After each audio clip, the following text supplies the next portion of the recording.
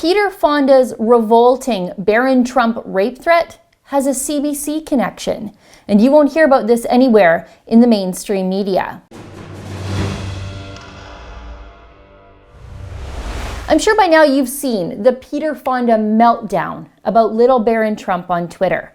Fonda tweeted that we should rip Barron Trump from his mother's arms and put him in a cage with pedophiles and see if his mother will stand up against the giant a-hole she is married to. So, of course, Donald Trump Jr. had a terrific response, sticking up for his 11-year-old half-brother. He tweeted to Fonda that you're clearly a sick individual and everyone is an internet badass, but rather than attack an 11-year-old like a bully and coward, why don't you pick on someone a bit bigger? Let me know. Terrific response to remind everyone that Barron Trump is just an 11-year-old child and he shouldn't be sucked in to any adult political BS. That should have ended right there because, yeah, it is gross to offer to have an 11-year-old child raped. Even in the Gomorrah of the entertainment industry, this should have been too much, a bridge too far for anyone to want to jump in on Fonda's side. But it wasn't. I learned that no matter how gross the entertainment industry is, there is always some loser who will come along and take it up one more notch. Somebody named Pat Dussault replied to Donald Trump Jr. saying, "Don't worry, we're coming for Chloe too." Chloe is Donald Trump Jr.'s 3-year-old daughter. And this is very clearly either an offer to commit a pedophilic crime against little Chloe firsthand or to take her and stuff her in a cage with pedophiles. She's 3 years old. She's a baby. What kind of psychopath says these kinds of things? Well, a CBC one apparently. Here's where it gets interesting. Who exactly is Patrick Dussault? Well, if you'd gone to his LinkedIn page before it got deleted like independent journalist Mike Cernovich did, you'd find out that Dussault is from Montreal and he's a comedy writer who won the Canadian Comedy Award for television in Best Writing in a TV series or special. I dug up his IMDb page and it says that he's written 5 episodes of something called Chop Chop Ninja. I don't know what that is. I'm probably too old or just too interesting for that show. He's also worked on 21 episodes of the terribly unfunny Canadian comedy news show The Beaverton. Likewise, another 21 episodes of the life-sucking Time Burglar state broadcaster production. This hour has 22 minutes. Yeah, he's a CBC employee. You paid this guy. Dussault has also worked on the 2015 Much Music Video Awards and even a Just for Laughs production. So I guess when you're sitting at home watching all these shows and you think to yourself, these jokes are just so bad and so unfunny and so left-wing, they must be written by a crazy person. Well, this is why. I was going to go and watch some of the shows that he had written just to see how truly unfunny they really are, but I don't hate myself and I have a lot better things to do with my time. So after internet outrage, an angry mob of Twitter conservatives, and deleting his LinkedIn account, Dussault came back on Twitter to apologize. This is his apology. "I sincerely apologize to Donald Trump Jr. and his family for the reckless tweet that I posted earlier today.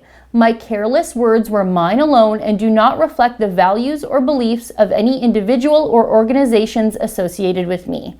Okay, let's just stop right here because this sounds like a big fat sorry that's prompted by a phone call from the CBC or another production that this guy's worked with. It feels like a company is forcing him to distance his opinions from them. Not all that sincere, more like professional preservation, but let's go on.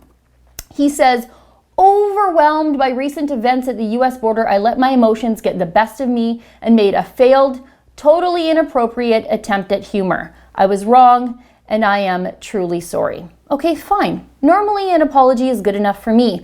I don't really need a pound of flesh from people when they say stupid stuff on the internet. Lord knows I have. A lot of us have.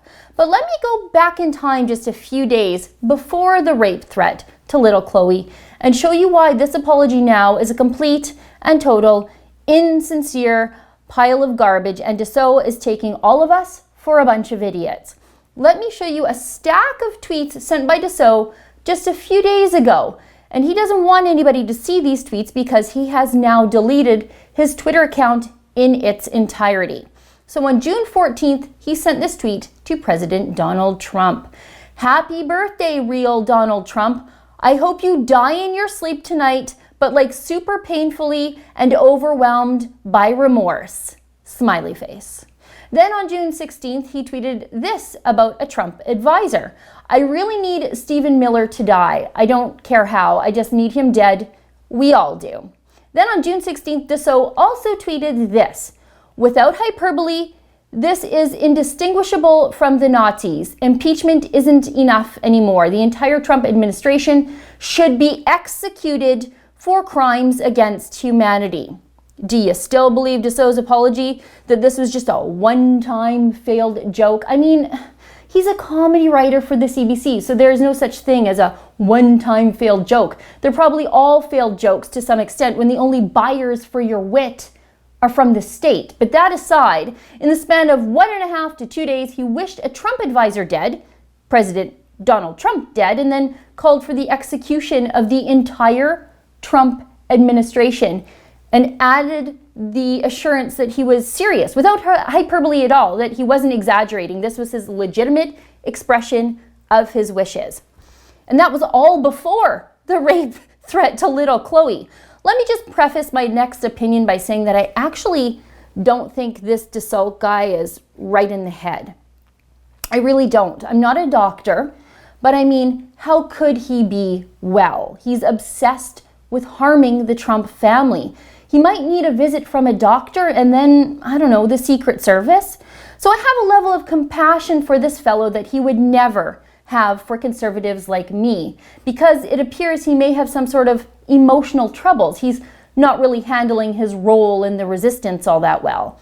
Remember like 3 weeks ago when Roseanne Barr was a star at the top of her career, and then she made a stupid tweet that was arguably racist about a Black woman and former Obama senior advisor named Valerie Jarrett? Roseanne said that if the Muslim Brotherhood and the Planet of the Apes had a baby, it would be Valerie Jarrett. Roseanne lost her top-rated show in a matter of hours after she apologized for what she explained was an Ambien-induced bad joke. Look, I'm not defending what Roseanne said. I can't defend her tweet. But Roseanne didn't offer to have a child raped, nor did she express a desire to see several people murdered for purely political reasons. Here's the thing. I don't make the rules about what constitutes outrage and what constitutes compassion when you say stupid things on the internet. The left has made the rules, and according to their new rules of war and engagement, this guy needs to be Roseanne Barred right into oblivion and denounced by everybody that he has ever come in contact with in a professional manner. And judging by the leftist timeline, this should have probably happened already, probably sometime last night.